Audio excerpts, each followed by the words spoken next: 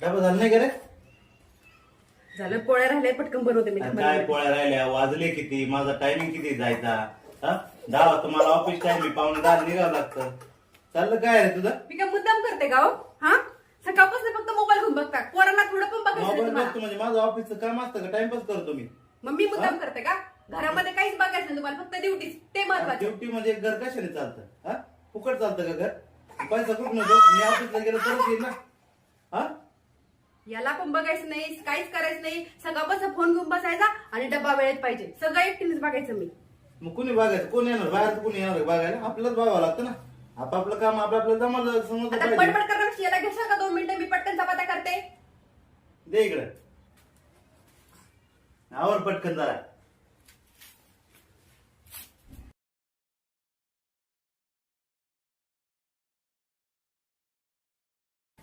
घ्या तुमचा डब्बा. जरा वेळेला महत्व द्यायला शिका जरा.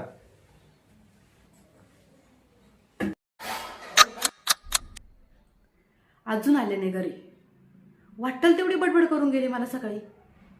मी पण ऐकून घेतलं. बघतेच आता आल्यावर.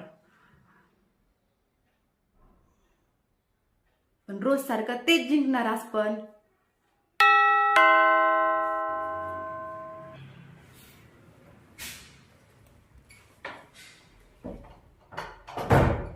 किती वाजले बघितलं घड्यामध्ये? हा, काय झालं? मला सगळ्या वेळेला महत्व सांगत होते. किती वाजले घरात बघा, 8 तासाची ड्युटी असते. तुम्ही किती वाजता घरी आले? चालायचं, ऑफिस आहे, थोडंफार होतं ना रे मागं पुढं. मला माहित आहे, वेळ घरी आला पाहिजे, नाही तर तुमच्या ऑफिसवाल्यांना सांगायचं की तिकडेच जेवायची राहायची खायची सोय करायची म्हणून. फक्त मलाच वेळेचं मत. आज दिशी ना जेवण. म्हणजे उद्यापासून तुम्ही तिथंच राहणार, घरी पण येणार नाही.